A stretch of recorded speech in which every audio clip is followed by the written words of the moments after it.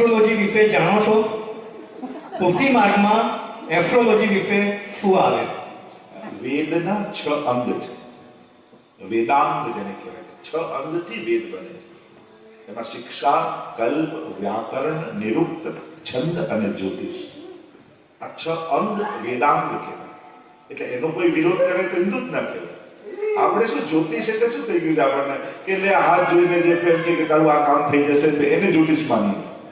એ જ્યોતિષનો એક અંગ ફલાદેશ છે કે ગ્રહ જોઈને ભવિષ્ય જુઓ. એ આખું જ્યોતિષ ના કહેવાય. ત્યારે જ્યોતિષ એટલે આપણે જે એડ આપે તે ફળાદેશ જોઈએ એને જ્યોતિષ માનીએ. એમાં મુહૂર્ત શાસ્ત્ર આવે, ઘણું બધું એમાં આવે. આજે પણ હવેલીમાં જન્માષ્ટમી હોય ત્યારે દરેક હવેલીમાં ઠાકોરજીની કુંડલીનું વાંચન થાય. આજે પણ ચૈત્રનો એકમ આવે, સંવત્સર શરૂ થાય ત્યારે ટિપ્પણી વંચાય. આજે પણ આ બધું ગ્રહણ છે, ક્ષય તિથિ છે, વૃદ્ધિ તિથિ, આ બધું આ જ્યોતિષ જ છે. આ બધું જ્યોતિષ જ કહેવાય. એનાથી તો તિથિ પ્રમાણે સેવા કરીએ છીએ કે એકમ આવી, બીજ આવી, ત્રીજ આવી, આનો ક્ષય આવ્યો, ગ્રહણ આવ્યું તો આ દાન કરો. આ બધું જ્યોતિષ છે. જ્યોતિષ વિશેની આપણી ધારણા ખોટી છે કે આપણે જે જ્યોતિષ માનીએ છીએ ને કે કોઈ આમ જોઈને કે બસ આ તને આ નડે છે એટલે આ કરી નાખે એટલે આ થઈ જશે, એ પણ એનું એક અંગ છે. ઘણી વાર શું થયું કે જોનારા ખોટા લોકો આવ્યા ને તો લોકોએ શાસ્ત્રોને બદનામ કર્યા. શાસ્ત્ર તો વેદાંત છે, વેદનું અંગ છે. ઉલટાનો આપણે કૃષ્ણ જન્મની કથા કહીએ તો અથ સર્વ ગુણોપેત કાલંબન શોભનમ, કે ઉત્તમ કાળ આવ્યો, ગ્રહ નક્ષત્રો એના સ્થાને ગોઠવાયા, આ બધું બોલીએ છીએ. એટલે જ્યોતિષ ક્યાંય કોઈ ખોટું નથી. એ તો આપણું ખરેખર હિન્દુ ધર્મનું ગૌરવ લઈ શકાય એવું સ્થાન છે કે હવે દૂરબીનો ગોતાયા, હવે આ બધું ગોતાયું. તો હજારો વર્ષ પહેલા આપણી પાસે વિજ્ઞાન હતું કે ક્યારે ગ્રહણ થશે, ક્યારે અમાસ આવશે, ક્યારે પૂનમ આવશે. એ બધું આજે પણ આટલા વર્ષો 10 વર્ષ પછી ક્યારે ગ્રહણ આવશે આજે આપણા જ્યોતિષો ગણીને કહી શકે. આખું ખગોળ વિજ્ઞાન કેટલું પ્રભાવશાળી આપણી પાસે. પૃથ્વી ગોળ છે, હમણાં 200 વર્ષ પહેલા વૈજ્ઞાનિકોએ ગોતવી, પણ આપણે 1000 વર્ષ પહેલા કહીએ છીએ ભૂગોળ. પૃથ્વી ગોળ છે. આપણે તો હજારો વર્ષ પહેલા 7 દ્વીપો, 7 ખંડ, આ બધું હવે લોકો ગોતે છે. બાકી આપણે તો ભાગવતજીમાં વર્ણિત છે બધું. ભાગવતજીના 5મ સ્કંદમાં આખું જ્યોતિષ શાસ્ત્રનું વર્ણન. એટલે જ્યોતિષ શાસ્ત્ર તો બહુ ગહન છે. કઈ નાના સુનાના ખેલ નથી. આ તો લોકો ખાલી એડવર્ટાઇઝ કરીને ખાલી ફળાદેશ જુએ. જ્યોતિષ ખાલી એટલું ના કહેવાય, એ આખું ગણિત છે, અદ્ભુત ગણિત છે. અને માણસ 50 વર્ષ જીવશે એવું કદાચ ડોક્ટર કહી શકે, પણ 50 વર્ષ એના કેવા જશે એ આપણે ગ્રહ પરથી કહી શકીએ. એની લાઈફની ક્વોલિટી કેવી હશે. તો આ બધું વિજ્ઞાન છે. આપણા તો દરેક ભાગવતજી, ગીતાજી, રામાયણ આ બધામાં જુઓ તમે તો દરેકમાં જ્યોતિષ વણાયેલું છે. એટલે વેદાંત છે. એટલે જ્યોતિષને ખોટું નહીં માનવું. જ્યોતિષીઓ ખોટા હોઈ શકે. હવે કોઈ મેડિકલ સાયન્સમાં ડિગ્રી વગર પ્રેક્ટિસ કરતો હોય ડોક્ટર અને કંઈક ખોટું કરે, તમે તો બધા મેડિકલ ડોક્ટર પાસે જવું જ નહીં ને, કેસ બગાડીને. તો ડોક્ટર ખોટો હોઈ શકે, મેડિકલ સાયન્સ થોડી ખોટું હોય. એમ જ ઘણી વાર ધર્મમાં એવું થઈ જાય, ખોટા વ્યક્તિઓ પાસે જવાથી લોકો ધર્મને ખોટું માને. એના એટલા જો આ પ્રશ્નોત્તરીનું સેશન ચાલે એટલે ખાસ કહીશું કે સમાધાન પણ જીવનમાં કોની પાસે લેવા જોઈએ. પ્રશ્નો જાગવા ખરાબ નથી, જાગવા જ જોઈએ. હવે અર્જુનને મોહ થયો અને અર્જુનને મોહ થયો પૂછવા ધૃતરાષ્ટ્રને ગયો હતો કે યુદ્ધ લડું કે ના લડું. કેવી ગીતા મળી હોય વિચાર કરો. પણ ભાગ્યશાળી હતો કે કૃષ્ણ બાજુમાં હતા. એમ જ આપણા ધર્મમાં જ્યારે પણ જિજ્ઞાસા જાગે તો જે ઓથેન્ટિક પર્સન નથી, જેને પોતાનું નોલેજ થોડું નથી, એની પાસે અડધું કાચું પ્રશ્નનું સમાધાન મેળવી આપણા મનમાં શંકા ઉઠાવી વધી જાય છે. જો અજ્ઞાનીને પૂછશો તો શંકાને અશ્રદ્ધામાં ફેરવી દેશે. જ્ઞાનીને પૂછશો, ઓથેન્ટિક પર્સનને પૂછશો તો શંકાને શ્રદ્ધામાં ફેરવશે. એટલે મૂળ વાત શંકા ખોટું નથી. એ શંકા ક્યાં પ્રસ્તુત કરી, કોની આગળ પ્રસ્તુત કરી, એ બહુ જ મહત્વનું. એના કરતા ના પૂછવું સારું. વિપરીત જ્ઞાન કરતા અજ્ઞાન સારું. પણ આ ખોટું માઇન્ડમાં ઘુસાડી દે ને કોઈ, આ અપરસ વિશે ના પુષ્ટિમાં વિશે કેટલું હમણાં બધું 80% મારી મહેનત તો એ જ દૂર કરવામાં જાય છે કે આવું નથી. ખોટી માન્યતાઓ દૂર કરવામાં જ 80%, 20% જ નવું જ્ઞાન આપી શકીએ છીએ. પણ જે જૂનું ઘૂસી ગયું છે, ઘૂસી ગયું એટલે કોઈ ખોટા નતા, પણ આપણે મર્યાદીને મોટા ભગવદીઓને જોયા એટલે એમ થયું કે આ કરો તો જ સાચો પુષ્ટિ માર્ગ, મિશ્રી ધરો તો ખોટા. તો એવું નથી હોતું. કેજીમાં બાળક હોય, ફર્સ્ટમાં હોય, સેકન્ડમાં પીએચડી હોય, પણ પીએચડી વાળાની બુક જોઈને કેજી વાળાના હાથમાં આવે તો ગભરાઈ જાય ને, એ તો એમ કે સ્કૂલે જવું જ નથી, આપણે કોણ વાંચશે? અને આપણે એવું થયું કે આપણે તો પુષ્ટિ માર્ગ નહીં ફાવે, પણ પીએચડી ની બુક લેવાની જરૂર જ નથી. કેજી માં છો તો કેજી નું જ લો. અને એટલા માટે ઓથેન્ટિક પર્સન પાસે જઈને પૂછો ને, એટલે અમે કહીએ પૂછો, સંકોચ ના રાખતા, વાત કરજો. અને તમારો પ્રશ્ન નાનો નથી, એને નાનોય નહીં માનો. તમને નડે છે એટલે તમારા માટે મોટો. એટલે કોઈના પ્રશ્ન અમને હસવું નહીં. જેને જે શંકા હોય એને મને સતાવી દે છે. કેમ ન હોય? જાગે સહજ છે. પણ જે જાણકાર છે, ઓથેન્ટિક પર્સન છે, એમની પાસે જઈને પૂછશો તો સારું સમાધાન મળશે અને સંશય શ્રદ્ધામાં ફેરવાશે. અને તો જે વાત કરી રહ્યા છે જ્યોતિષ, ઈશની જ્યોતિ, એને જ્યોતિષ કહેવાય. જેમ અંધારું છે તો બેટરી મારો, સામે રસ્તો ન દેખાતો દેખાવા લાગે. એમ ભવિષ્યમાં શું થવાનું છે એ જાણી અને વ્યક્તિ જીવનમાં નિર્ણયો લે, એના માટે આવે. જ્યોતિષશાસ્ત્ર ખાલી ફલાદેશ નતું, આપણે ત્યાં કાળ ને દેવતા માને છે. અને એટલા માટે ચોઘડિયું જોઈએ કે આ સારું ચોઘડિયું, આ બધું જ્યોતિષ જ છે, એ જ્યોતિષ જ છે. એટલે કે કાળ દેવતા મૂળમાં છે કે નહીં એ જોવાનું. જેમ હવે કોઈ તમે કાયમ એની પાસે માંગવા જતા હો, ના આપતો, પણ ક્યાંક મૂળમાં બેઠો હોય તમે જોઈને આપને ઠીક છે, જા લઈ જાય. મૂળમાં આવે ને માણસ, ના આપતો હોય તો આપી દે. તો ઉત્તમ ઘડીમાં કાર્ય કરવું એટલે શું? એ કાળ દેવતા મૂળમાં હોય ને તો ભાગ્યમાં ના હોય તો આપી દે. એટલે ઉત્તમ મુહૂર્તમાં એ કાર્ય કરે.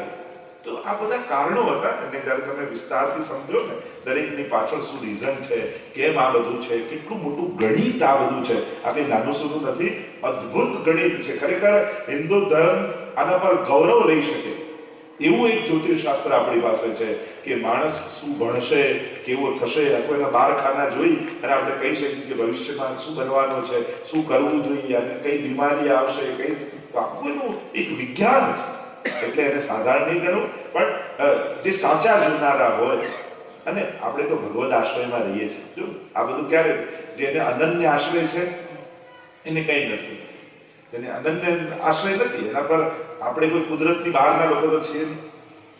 આજે આપણને ઠંડી લાગે છે, ગરમી લાગે છે, મોસમની અસર થાય છે. એમ જેમ ગ્રહણ આવે, પૂનમ આવે, અમાસ આવે, જેમાં પૃથ્વી પર એની જે અસર દરિયામાં ક્યાંમાં જે જોવા મળે છે. તો આપણે પણ 5 તત્વોના જ બનેલા છીએ. આખું જગતમાં 5 એલિમેન્ટ્સ જે છે એ તો કોમન ફેક્ટર છે બધાની અંદર. આપણે બધા એના જ છે. એ 5 તત્વો પર જે અસર કરે, આ દરિયામાં પૃથ્વી પર 70% પાણી છે, આપણા શરીરમાં 70% પાણી જ છે. જેમ ત્યાં ઇફેક્ટ થાય છે એમ આપણા પર ઇફેક્ટ થાય છે. એમ દરેક ગ્રહ એક વસ્તુનું કારક તો હતો, એમાં વિસ્તારમાં નથી જતો. પણ તમે રોજ ઠાકોરજીને મિશ્રી આરોગાવો છો. હવે ઠાકોરજીએ માટી ખાધી, મુખ ખોલ્યું તો બધા ગ્રહ નક્ષત્રો યશોદાજીને પ્રભુના મુખમાં દેખાય. આ રોજ મિશ્રી આરોગાવો છો ને તો તમારા બધા ગ્રહની શાંતિ એમ જ થઈ જાય છે.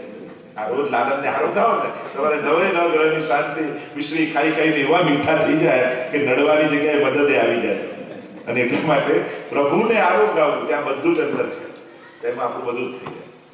આગળનો ક્વેશ્ચન છે, ઠાકોરજીની સન્મુખ ભેટ ફક્ત પારણા જન્માષ્ટમીમાં અને પવિત્ર બારસના દિવસે જ થાય, બાકી સન્મુખ ભેટ કેમ ન મુકાય?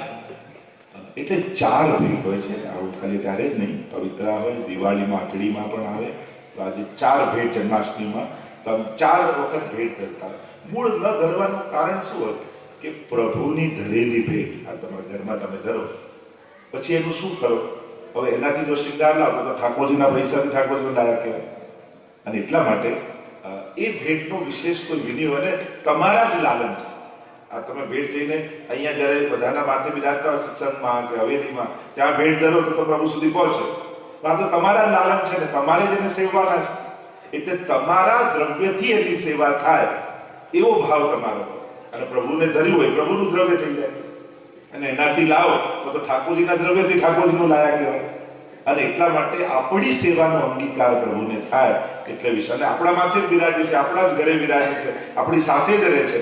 અને એટલા માટે જુદી ભેટ વ્યવસ્થા છે. બાળક માટે આપણે જુદું નથી રાખતા, એમ ઠાકોરજી માટે પણ જુદું ન રાખતા. આપણી ભેટનો અંગીકાર ઠાકોરજી, આપણી સેવાનો અંગીકાર દરેક વસ્તુમાં થાય એટલા માટે વિશેષ ભેટનો ક્રમ નથી હોતો. કે શ્રી ઠાકોરજીએ ટચલી આંગળીએ ગોવર્ધન પર્વત ઉચક્યો છે, એ શું ખરેખર સાચું છે કે પછી પૌરાણિક વાર્તા છે? અમારા માટે આવા ક્વેશ્ચનનો લોજિક આન્સર શું હોય અને કેવી રીતે આપવો જોઈએ? એટલે વેદ અને પુરાણ આ બંનેમાં ફરક. વેદમાં શબ્દોનું મહત્વ, પુરાણમાં અર્થોના મહત્વ. તો ગોવર્ધન આપણે તો નિશ્ચિત વાત છે, તમે બ્રજમાં આવો ગિરા બિરાજેલા છે ને ધારણ કરેલો જ છે, તો એ તો નિશ્ચિત વાત છે. જો કૃષ્ણને ભગવાન રૂપે સ્વીકારતા હો તો ભગવાન માટે કોઈ વસ્તુ ઇમ્પોસિબલ નથી. પણ તમે મનુષ્ય તરીકે જુઓ છો તો પછી આધ્યાત્મિક અર્થ ઘટન એના ગોવર્ધન લીલા. ગો એટલે ઇન્દ્રિયો, ગો એટલે જ્ઞાન, ગો એટલે ભક્તિ. એટલે કે ઘણી વાર આપણા જીવનમાં આવતા સંકટો રૂપી પર્વતો ઠાકોરજી ઉચકી લેતા હોય છે. આપણે જ્યારે અનન્ય આશ્રય રાખીએ ત્યારે આપણા સંકટોના જે પર્વતો છે ને, દુઃખનો પહાડ તૂટી પડ્યો, આપણે નથી કહેતા દુઃખનો પર્વત તૂટી ગયો, દુઃખના પહાડ મારા માથે છે. તો એ દુઃખના પહાડથી બચાવે કોણ, રક્ષા કોણ કરે? તો કે જ્યારે ઠાકોરજીના આશ્રયમાં જાઓ તે પર્વત પ્રભુ જ કી રાખે અને તમને પોતાના આશ્રયમાં સુરક્ષિત કરે છે. જો અર્થઘટન કરો તો આધ્યાત્મિક અર્થ સાર કાઢો તો એવા ઘણા બધા સાર, હમણાં તેનો વિસ્તાર નથી કરતો, નથી ગોવર્ધન લીલા ઘણી ચર્ચા થાય, પણ આપણે ત્યાં આ બધી જ લીલાઓ થયેલી છે અને એના સુબુત જોઈતા હોય તો વ્રજમાં જાઓ તો તમને આ બધું જ પ્રગટ તમારી આંખોથી જોવા મળે. એટલે ભગવાન માટે ગિરિરાજથી ધારણ કરવા એ આપણા માટે મોટી વાત હોઈ શકે, એના માટે કંઈ મોટું નથી. અને એટલા માટે જેમ કોઈ પણ વસ્તુ આશ્ચર્ય શું લાગે, હવે તમે 100-200 વર્ષ પહેલા એમ કહો કે એક વ્યક્તિ ન્યુઝીલેન્ડમાં છે અને એ વ્યક્તિ સીધો અમેરિકામાં કોઈને જોઈએ શકે અને વાતે કરી શકે. તમે કે આવું કંઈ થતું હશે? શું અંધશ્રદ્ધાની પુરાણની વાતો કરું છું? આજે કરીએ જ છે, આજે મોબાઈલના માધ્યમથી આપણે કરીએ જ છે. વિમાનનો કોઈ ધર્મ ગ્રંથોમાં ઉલ્લેખ નહોતો, ખાલી હિન્દુ ધર્મોમાં કે આ રીતે વિમાનમાં ઉડીને જવાય એવું ખાલી હિન્દુ પેલામાં ઉલ્લેખ છે. તો બધા પેલા જૂનું જ માનતા, આજે આપણે બધા કરીએ જ. એટલે ઘણીવાર ઘણા સમય બાદ આપણે જેને અઘટિત માનતા હોઈએ એ ઘટના ઘટી પણ શકે છે. સમર્થ વ્યક્તિ જે જૂના લોકો, આપણે હવે ડાયનાસોરની વાત કરીએ તો કેવું કેવું હતું, સાથે વિકલ્પના છે, આ છે, તો હવે અવશેષો મળ્યા તો આપણે માની કે આટલું મોટું પ્રાણી હોય. એવી દુનિયામાં ઘણી અજાયબીઓ છે કે માણસે સર્જેલી છે. તમે 7000માં જુઓ તો એમને છે કે તમને ઘણી વસ્તુ ઇમ્પોસિબલ બી લાગતી. હમણાં હું બાળકોને કોને વાત કરતો હતો, બંને નાના બાળકો હતા, અમે આફ્રિકા જઈએ છીએ તો ત્યાં નેરોબી પાસે મચાકોસ નામની જગ્યા છે, ત્યાં ઓપોઝિટ ગ્રેવિટી છે. આમ ઢાળ છે, તમે પાણી નાખો તો નીચે આવું જોઈએ, ઉપર જાય. તમે કાર બંધ કરી દો તો કાર ઉપર જાય, ઢાળની ઉપર નહીં જાય. બોલ બી નાખો ને તો નીચે જાઓ એટલે ઉપર જાય, તો પાણી રેડો તમે ઉપર જાય. તમે માની ના શકો.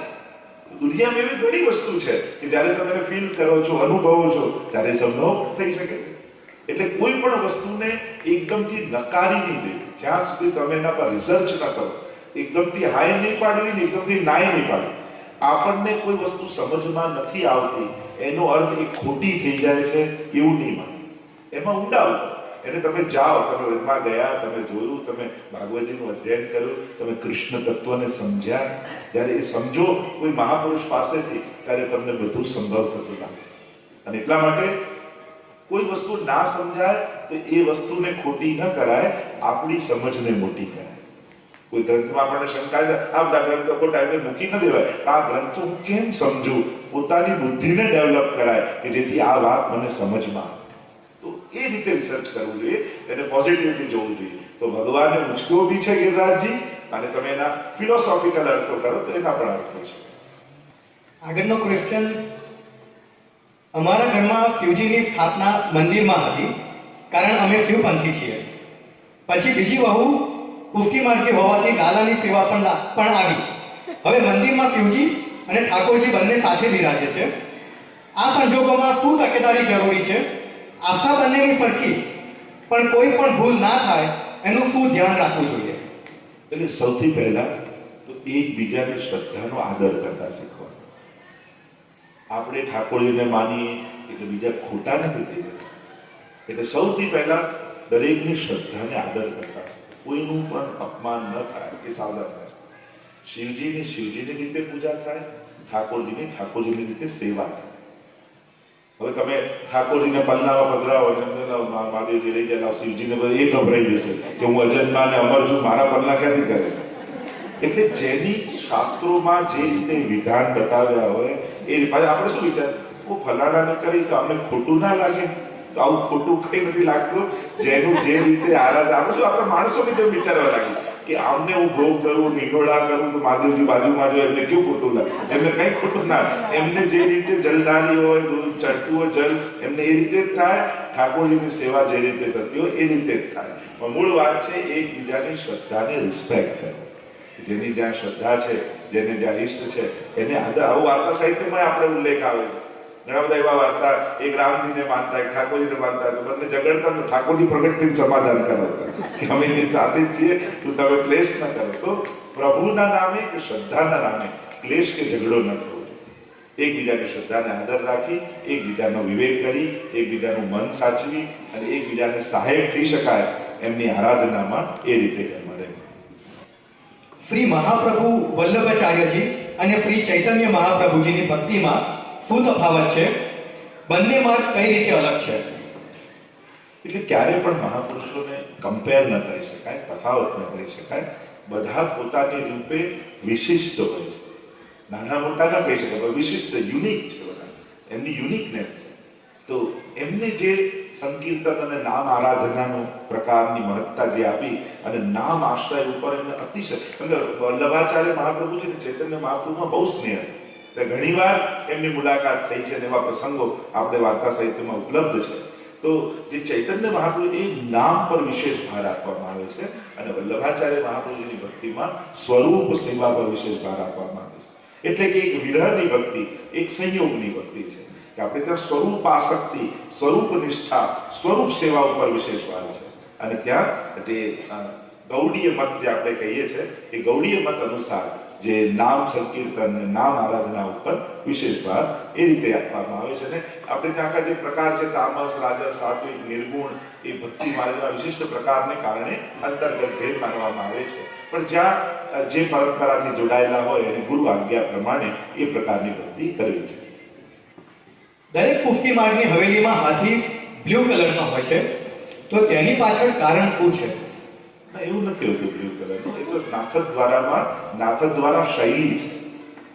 તો નાથદ્વારામાં ખાલી હાથી જે ચિત્રે છે તે બ્લુ રંગનો હોય છે. તો એટલા માટે આપણે ત્યાં એ પરંપરા, એની પાછળ કોઈ એવી બ્લુ રંગની એવી ભાવના નથી. પણ એનો ભાવ એ પણ વિચારી શકાય કે ઠાકોરજીને પણ ઘણી બધી જગ્યાએ હાથીના ચાલની ઉપમા આપવામાં આવી છે કે ગજગતિ ચાલ ચલે શ્રીવલ્લભ મૂળ પુરુષમાં કહ્યું વ્રજ યુવતી સતસંગે હરિરિય ખેલની અષ્ટપદી ગાઈએ, એમાં પણ હરિ હાથીની જેમ એનો ઉલ્લેખ ભગવાન માટે કરવામાં આવે છે. અને પ્રભુ મેઘ શ્યામ રંગના છે એટલે પ્રભુ અને પ્રભુ સંબંધી આ જેટલા પણ ઉપમાઓ છે એ પણ ભગવદ રૂપ છે એવો ભાવ રાખીને એને આવું મેઘ શ્યામ ચિતરવામાં આવે છે. પણ એ નાથ દ્વારા શૈલીનો પ્રકાર છે. એમાં પુષ્ટિ માર્ગનું બહુ વિશેષ પ્રાધાન્ય રૂપે ગણવામાં નથી આવતું. પણ મેઘ શ્યામ ઠાકોરજીની ભાવના છે અને પ્રભુ રૂપ આ છે એ ભાવનાથી આ બ્લુ રંગ, ડાર્ક બ્લુ એવું યુઝ કરવામાં આવે છે.